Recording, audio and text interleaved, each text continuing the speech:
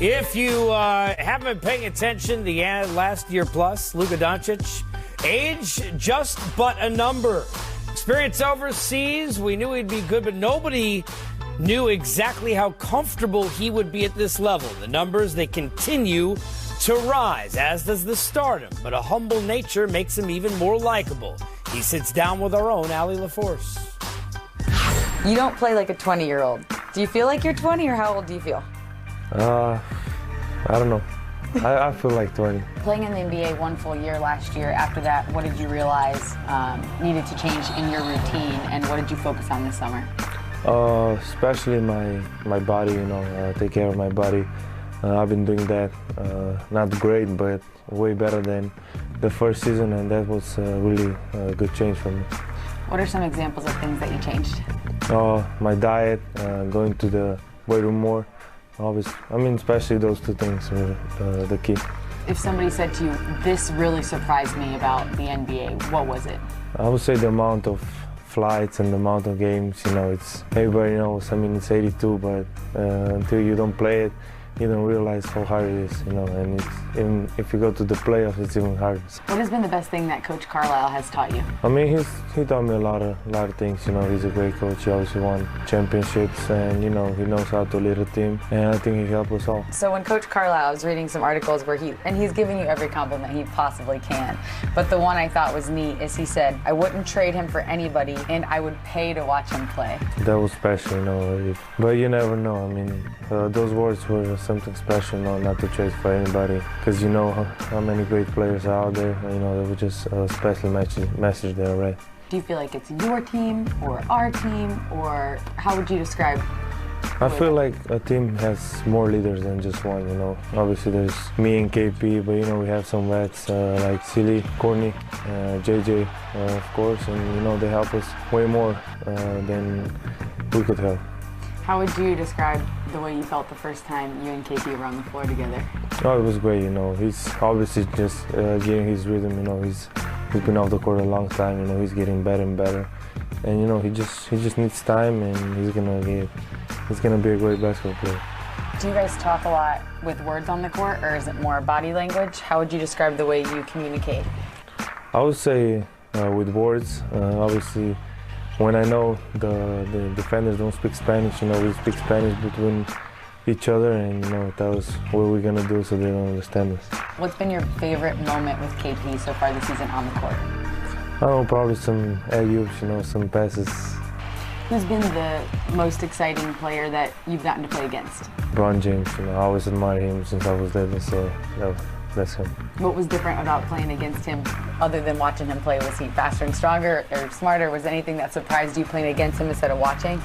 He's one of the greatest, so I watched that. When I play against him, he did that. So he obviously, for me, didn't change the way he played. He always played amazing.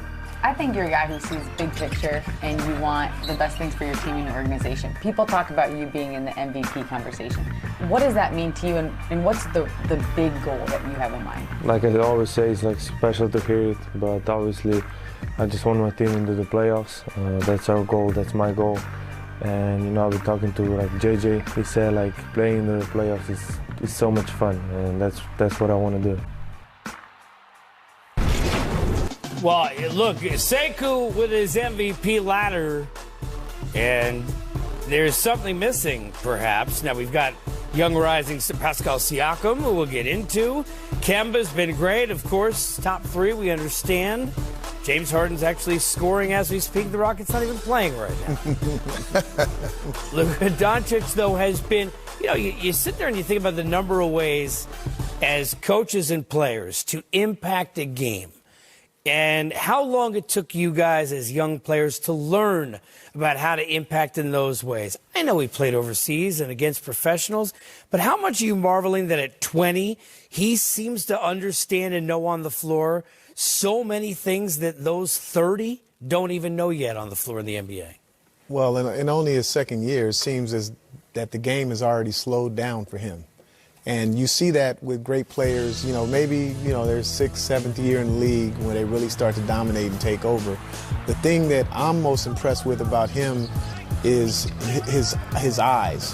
he sells what he's going to do or what he's not going to do, what he wants the defense to think with his eyes. He comes off a pick, he looks at one guy, but he's passing over here. He sees everything already one step ahead. You know, he's looking past his defender, and the man who's setting the screen for him, he's looking past his defender, and he's already has the play already mapped out, you know, before he gets to it. And that's rare to see in a player that's only in his second year. I know Sam Luka's worked on his body and will continue to do so.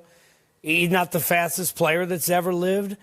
How about how he's getting to spots off of screens, where to pass? He seems to use almost instincts. I think about a fielder in baseball who knows where to position so he can cut down maybe what he can't do athletically. How is Doncic able to get to so many different holes when he doesn't have the speed to do it? Skill. Look, when you can handle the rock like an extension of your hand, that does everything. Think about Chris Paul. The reason, it's not that Chris Paul's a great athlete. He can handle the ball so well, he never has to look down on it, and he can keep his eyes up. So when you look at Luka, that's the thing, and you factor in his size.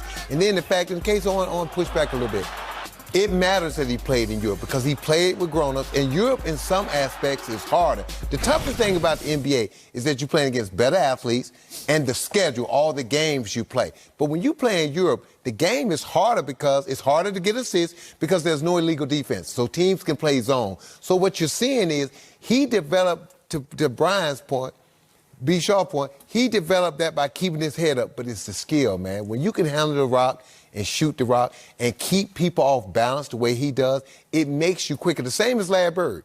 I never thought Larry Bird could score on me. But by the time he put you in that triple threat and give you that head fake, and if you respond to anything at all and he see you off balance, it's over with because he quick shoot you, he jab and go, or he just shoot that step back on you. So this kid has it all. You hate to do the, well, it looks like he could be an all-time player. Health, obviously. He's going to win some MVP. He's going to win MVP. And by the way, he also doesn't have a belt like they do in the MMA, but a bad, you know what, it's kids. Yes, he is. Gary, that just made me light up because this is the era that I grew up watching basketball, watching Chicago Bulls compete against the Supersonics. What can you say about Shawn Kemp just as a basketball player? I mean, we all know he's super explosive, but you went to war with him every night. First, let me just say, it's an honor for me to finally get interviewed by you and do things like this. I've been wanting to do this for a long time. It's great for me to be here with you to do this. Thank you. And to go back to that question is, playing with Shawn, it was really great. He's like a little brother to me, but he's bigger, you know. But people don't know how good he really was. He was really good. And me and him became a duo like this because we were together so long, and we hung out with each other, and we've seen each other, and we was around each other all the time. It was just like we were real brothers. And for me to play with him for 8 years, it was just a magnificent. I think if he wouldn't have left, he would be in the Hall of Fame with me right now. I really do think that. I think that he left too soon.